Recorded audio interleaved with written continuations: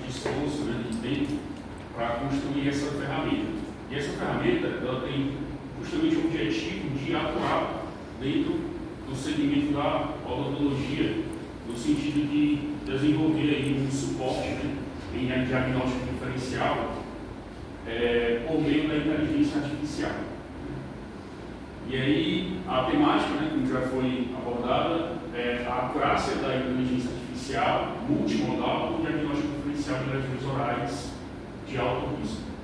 Eu me chamo Felipe Silva Pereira e, como meus orientadores, eu tive a professora Manuela, o professor Carlos e a professora Joyce. Introduzindo agora um pouco dessa temática, que é bem interessante, existem alguns desafios dentro da questão do diagnóstico diferencial. Em que sentido, né? Lesões malignas e benignas, ela, em grande parte dos casos, existe uma semelhança, né? E para profissionais que eles dependem da experiência, né, para desenvolver um olhar clínico, né, um olhar crítico em relação a isso, em início de carreira, é algo bem desafiador, né? Conseguir ter essa experiência para ter um olhar realmente apurado para distinguir isso. E aí, com base nessas questões de variabilidade, né, existe uma questão bem comum de acontecer, que é a alta variabilidade inter-examinador. O que é isso, né? Às vezes, também, até profissionais bem experientes, eles podem ter conclusões distintas do mesmo caso, né? E aí, existe o que com isso, né? O alto risco crítico de haver falsos negativos, né? E aí isso pode implicar na questão do benefício para o paciente, né? E você conseguir distinguir precocemente uma lesão LPM, né? Lesão potencialmente maligna. E aí, com base nisso, um dos focos do Instituto é trazer uma sistemática de suporte objetivo, né, para a tomada de decisão, minimizando essas subjetividades que podem ocasionar esses riscos críticos. E aí existe uma justificativa para essa proposta da utilização da inteligência artificial dentro do processo de diagnóstico diferencial, né, que é superar essas limitações, né, e aí a ideia é a utilização de superar essas limitações por meio da IA multimodal. Mais à frente a gente vai aprender um pouco mais a respeito desse conceito, porque a gente vai conseguir distinguir qual é a diferença entre a IA multimodal e a IA convencional, ao qual as pessoas em geral estão bem associadas, né? Vou citar um exemplo aqui da primeira IA que teve uma repercussão mundial, que foi o ChatGPT, né? E aí, qual é o objetivo geral, né? Apresentar hoje para vocês a arquitetura por trás do projeto Cristo-Macis, né? E como ele pode ajudar nesse diagnóstico diferencial de lesão de alto risco e de baixo risco. Eu vou apresentar bem rápido, isso aqui é mais uma questão técnica e se tivessem pessoas aqui da área de TI, de engenharia de computação, eu me aprofundaria um pouco mais, mas como eu acredito, eu tenho expectativa que não é o caso, eu vou fazer só um briefing, né, até porque também eu consegui concentrar o meu tempo da palestra em informações que são de uma didática um pouco mais adaptada para o público-alvo de hoje. Então, nós temos aqui, né, um sistema que ele é bifásico, né? Ele vai ter duas entradas de input para o cálculo dessa equação do diagnóstico diferencial. Qual é a primeira entrada? A primeira entrada é a imagem, né? Mais na frente eu vou demonstrar como é que funciona o sistema, mas a gente vai ter dois inputs. O primeiro input é a imagem, que a gente vai jogar para o sistema analisar. A inteligência artificial vai analisar ali as características da imagem, os pixels, e depois os dados estruturados, né, para fazer um filtro diferencial em ordem, com o objetivo de eliminar hipóteses que não casam com esses fatores de risco E aí, esses dados estruturados, eles são alimentados, né, por meio da anamnese profissional que ele faz no paciente. No primeiro canal, o canal da IA visual, o processamento da imagem é feito multimodal, né? Ele gera hipóteses e probabilidades visuais com base na fotografia que é colocada lá. Mas, além disso, foi efetuado anteriormente que em uma segunda entrevista com o paciente, você pode já até, com a obtenção de exames complementares, pedir para ele analisar um raio-x, uma tomografia ou analisar uma lâmina histopatológica. Né? Então, houve esse aprimoramento também na questão da entrada do canal 1. No canal 2, o algoritmo vai fazer uma pontuação ponderada, né, de RS, que é o Result Score. Ele vai gerar uma pontuação ponderada de risco clínico com base nos filtros de dados que são alimentados no ato da entrevista com o paciente para preencher a anamnese. E aí, no final, é gerada uma convergência de hipóteses do canal 1 com as informações ponderadas do canal 2, gerando o resultado final, que é o relatório integrado para o diagnóstico diferenciado. Né? Aqui é um pouco da questão da equação, né? Talvez se tivesse alguém aqui de engenharia, eu aprofundei um pouco mais, mas assim, vou explanar de uma forma bem simples essa questão do cálculo, né? O Result Score, ele é o quê? É a soma da média ponderada atribuída ao valor da entrada variável binária do paciente. A variável binária do paciente é oriunda do canal 2 que nós vimos no slide anterior. Aí, com base nisso, né, essa equação ela resulta no Result Score, que é o diagnóstico diferencial ranqueado por sequência de relevância. Né? E esse conceito ele é todo embasado em um raciocínio lógico, né? Onde, após a análise ponderada e a análise multimodal, é dado um resultado de hipóteses finalistas, né? Após eliminar as hipóteses que não causam com os parâmetros alimentados na anamnese.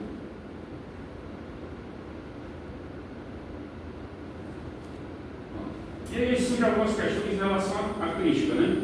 Existe um conceito dentro da inteligência artificial que as pessoas chamam de black box. O que é a black box?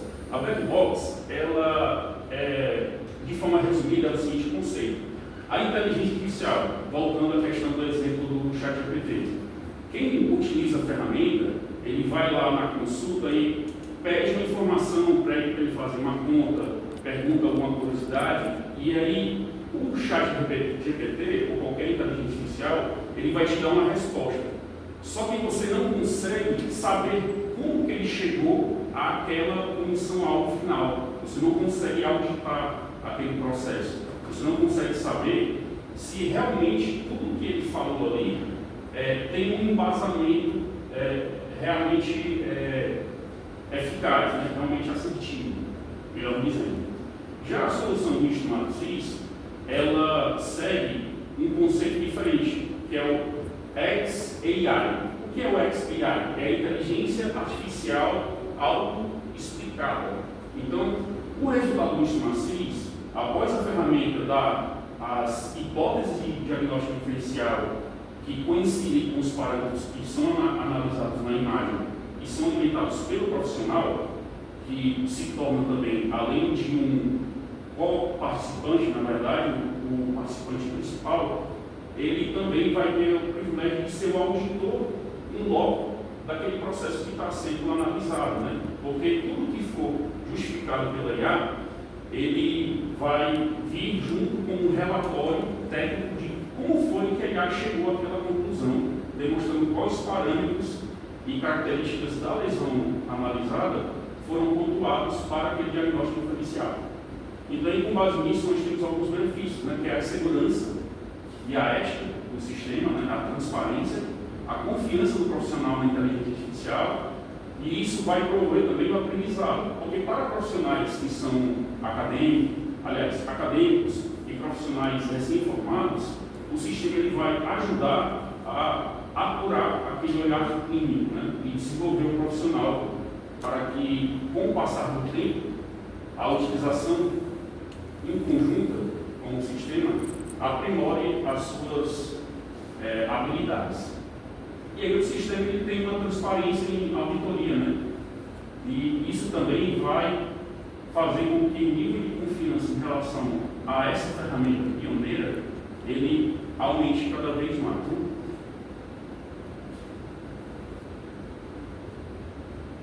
Estou tendo um pouco de dificuldade só em passar, mas não sei se é aqui. Pronto, foi. E aqui, para finalizar um pouco dessa contextualização técnica, eu fiz uma validação em formato de matriz de confusão de 50 casos, né, sendo ele 20 casos de alto risco e 30 casos de baixo risco. E aí a gente teve o quê? Uma sensibilidade de 90%. Né? VP significa verdadeiro positivo, FP significa falso positivo, FN significa falso negativo e VN verdadeiro negativo. Então, para as lesões malignas de 18, ele teve uma assertividade, né, de 20 teve uma assertividade de 18, e para as benignas de 30 ele teve uma assertividade de 25. E com isso a gente tem o quê? Uma sensibilidade de 90%, uma especificidade de 83% e uma acurácia final de 86%. Né? Então, a sensibilidade de 90% indica que o sistema ele identificou 90% dos casos de alto risco. Isso é um grau de relevância bem interessante, né, e de acuracidade para o diagnóstico diferencial precoce de lesões potencialmente malignas. Né? E aí, nesse sentido, a gente prefere ter, né? É preferível que nós tenhamos 5 falsos positivos do que ter 5 falsos negativos. Né? Por quê? Porque com essa situação, o risco de você chegar a um diagnóstico diferencial que venha de encontro à condição de ajudar o paciente a tratar aquela patologia de uma forma rápida, ela aumenta. Né? Aqui tem um pouco mais do cálculo de como eu cheguei a cada variável, né, de análise em relação à acessibilidade, à acurácia e à especificidade, mas devido ao tempo eu não vou explorar muito essas questões técnicas para a gente ir realmente direto para os pontos de ponderação em relação aos benefícios do sistema. Então, o que é que nós temos aqui de conclusão? Né? O impacto clínico. A gente tem aqui, com o sistema de maciços, a redução de subjetividade no diagnóstico, a padronização da triagem de lesões orais, a otimização do fluxo de trabalho, né, porque as redundâncias, né, e os difíceis processuais eles tendem a ser eliminados, e uma indicação assertiva para a biópsia. Né? Mais na frente eu vou mostrar, em uma das páginas do sistema, que o sistema também faz algumas indicações de tratamentos, né? Tanto de exames complementares, como também de como gerar o procedimento a partir de então, com o paciente. E os benefícios da XAI, né, que é a transparência e a justificativa do que está sendo analisado morfologicamente pelo sistema, e o uso de fatores ponderados na decisão, que incorpora a visão crítica do operador do sistema dentro da análise conjunta. Né? Por isso que a gente usa a expressão que é uma análise multimodal. Os fatores relevantes identificados sobre inteligência artificial e a moderação, a participação e a crítica do operador, que juntos geram o resultado do diagnóstico diferencial. E existe também uma questão de controle regulatório. Né? Todo o software, toda a ferramenta, ela foi pensada para seguir parâmetros regulatórios. Né? Então, eu tive a preocupação de verificar as conformidades do sistema, né, para que no futuro breve ele seja disponibilizado para o público em geral e profissionais, em conformidade com os padrões da Anvisa, né, e também com o LGPD. Aqui a gente vai entrar agora na questão do sistema. de forma bem rápida, devido ao tempo. E na versão, existe a versão mobile, né, tanto em Android como em iOS, o sistema já é uma realidade, só que não está aberto ainda ao público. Mas na versão desktop, que é essa que eu vou demonstrar para vocês, a gente importa a imagem para cá, e aí em seguida a gente começa a fazer o quê? Fazer a análise por meio da IA. Então nesse ponto eu posso inserir a imagem, nesse caso aqui a gente tem um papiloma, né, na borda lateral da língua. E aí em seguida eu posso colocar, nesse caso não vamos demonstrar isso, mas só para explicar para vocês, eu poderia colocar também um exame de imagem, por exemplo, um ultrassom ou uma tomografia, ou enfim, outro exame de imagem, um raio-x, e aqui também uma imagem de lâmina histopatológica, né? Mas vamos partir do pressuposto que esse é o primeiro contato com o paciente, eu visualizei a lesão e tirei a foto, né? Eu não teria nesse momento uma imagem de exame complementar, que é esses dois campos a seguir que poderiam ser preenchidos. Num segundo momento, sim, para a gente fazer uma segunda validação. Aí, agora, após inserir as imagens, vai se começar a preencher de uma forma padronizada por meio de filtros, né? 95% dos dados aqui são dados já pré-definidos para você tornar esse processo de preenchimento dinâmico, né? Então, fora isso, você vai escrever o nome do paciente, os dados pessoais dele, no caso de fundo dos anzóis, CPF. Aí começa agora os parâmetros para filtro do canal 2, né, que é o canal que vai ser preenchido pelo profissional. Sexo masculino, idade 47 anos, história familiar desconhecido, o paciente não relatou nada. Na segunda etapa, a gente vai entrar no campo das lesões fundamentais e a localização. É um nódulo, está localizado, né, na língua, e aproximadamente tem 3,5 milímetros. Digamos que o profissional foi lá no papímetro e mediu, né? Depois entra na questão das características morfológicas, o detalhe da lesão, de forma específica. Você vai preencher esse próximo campo colocando cor predominante. Lá vai ter branca, esbranquiçada, né, avermelhada, enfim, amarelada, várias características. Nesse caso eu escolhi a cor esbranquiçada. Consistência da palpação não informada, superfície da lesão verrugosa, papilamentosa, bordas da lesão regulares, mal definidas, enfim. Eu vou me adiantar um pouco, sem falar de forma específica, só para vocês entenderem como que é preenchido, né? E aí você preenche também os sintomas, né? Entrevistando o paciente. Tem sintomas, quais são os sintomas primários? O paciente não informou nada, removibilidade para cabelo não é aplicável nesse caso, evolução do tempo foi crônica, né? O paciente relatou que estava com mais de meses. A distribuição assimétrica, unilateral, assimétrica, número de lesões única, né? Você informa essa opção também, mas também tem a opção de informar mais de uma lesão dentro da cavidade, ou nas partes adjacentes, né? E aí existe uma parte bem interessante que eu tive preocupação de colocar, que é você colocar um dado pessoal, né? Um dado personalizado, na verdade, do profissional. Então, nesse caso, eu botei aqui paciente solteiro e sexualmente ativo. Isso aqui já é uma dica para o sistema usar isso como um parâmetro adicional, fora dos filtros, o diagnóstico diferencial.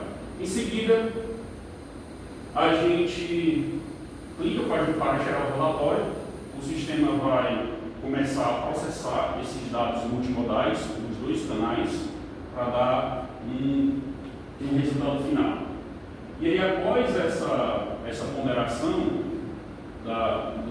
dos parâmetros dos dois canais, o sistema ele vai dar, em forma de ranking, um diagnóstico diferencial. Então, ele vai fazer, né, de acordo com o que eu já havia abordado, né, o conceito da XAI, que é a inteligência artificial explicada, ele vai dar uma dissertação técnica do que ele enxergou na lesão fundamental. Ele disse aqui, ó, que é uma superfície altamente verrucosa e patulamentosa, né? E ele diz que a natureza não foram achados, achados radiológicos fornecidos para análise.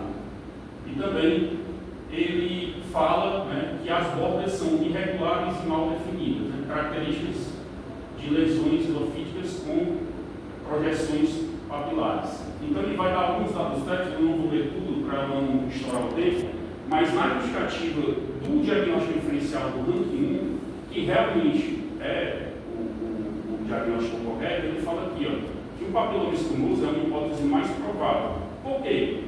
Né? Porque ele é representado por um penículo epitelial mais comum na cavidade oral, e ele fala aqui mais na frente que a etiologia viral é o HPV, né, de baixo risco, e a relevância dessa anamnese que a gente preencheu aqui, ele caracterizou em 71% de parâmetros coincidentes com o papiloma, porque 7 critérios que foram preenchidos na anamnese casaram com os achados visuais da inteligência artificial.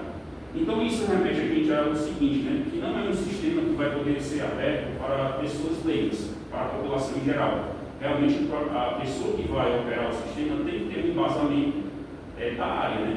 Tem que ser um estudante que já passou por cadeiras de estomatologia, né, de patologia oral e afins, ou um profissional já atuante na área. Acadêmicos, profissionais atuantes, docentes e assim por diante. Como é que está meu tempo, pessoal? 22 minutos. 22 minutos? Pronto. Agora eu vou mostrar um pouco das funcionalidades adicionais do sistema, né? Todos esses dados gerados, eles ficam salvos no histórico e ao longo do tempo a gente pode analisar eles de forma estatística, né? Quantidade de diferentes patologias analisadas, percentual de relevância de distinção entre sexo feminino e sexo masculino, em cima de faixa etária e assim por diante. Essas informações elas são úteis, né? E eu achei interessante incluir isso no sistema, pelo fato de futuramente esses dados serem utilizados para a pesquisa científica, né? E para o aprimoramento do próprio sistema. Como se trata de um sistema com inteligência artificial, ele também tem a capacidade de, ao longo do tempo, ele se auto-aprimorar. E aqui tem uma base de dados que eu cadastrei para as patologias, né? Então tem várias patologias mapeadas, o total atualmente são cerca de mais de 30 patologias, e eu vou abrir apenas uma para vocês entenderem a questão dos seus parâmetros. O sistema ele já está pré-configurado para algumas lesões, úlcera aftosa. Aí lá tem um cadastro, né, com base na literatura, quais são as regiões de mucosa que eles geralmente aparecem, né? Quais são as faixas etárias, a coloração e assim por diante tem mais parâmetros. Né? E isso ajuda o quê? Quando o sistema vai analisar a imagem, ele consulta também esses parâmetros pré-cadastrados na análise multimodal para validar e fazer a análise eliminatória das hipóteses que não casam com os parâmetros pré-estabelecidos. E aí a gente também tem algumas funções adicionais que é a possibilidade de você exportar relatórios para fazer análise de dados estatísticos e pesquisa científica. Né? Também dentro do contexto tem a parte regulatória, né, associada ao sistema, a parte legal, né, lei de proteção dos dados. E concluindo, né, o Estomacente ele valida o uso de arquitetura multimodal para o suporte do diagnóstico de patologia oral. E a alta acessibilidade, ela ajuda no processo de triagem de uma forma segura, né? Na luta contra o câncer, que é uma das patologias que geram um maior impacto negativo na vida das pessoas. E implicações futuras, né? A implantação do sistema pode transformar o fluxo de trabalho em patologia geral, padronizando a triagem e reduzindo as subjetividades no diagnóstico diferencial. Essas são as minhas referências bibliográficas, né? Medley, Existem algumas referências voltadas à questão da engenharia de software e inteligência artificial, também questões regulatórias da Anvisa, né? E lei de proteção de dados. Eu agradeço a atenção de vocês, essa é a apresentação do Cristian Assis, e no futuro breve, né, o meu desejo é que ele esteja disponível para que os profissionais da área venham a usufruir dessa ferramenta que foi feita com tanto carinho. Voltando a dizer, meu nome é Felipe, esse aqui é meus contatos, e se alguém desejar fazer uma pergunta, eu vou fazer o máximo para poder atender as expectativas.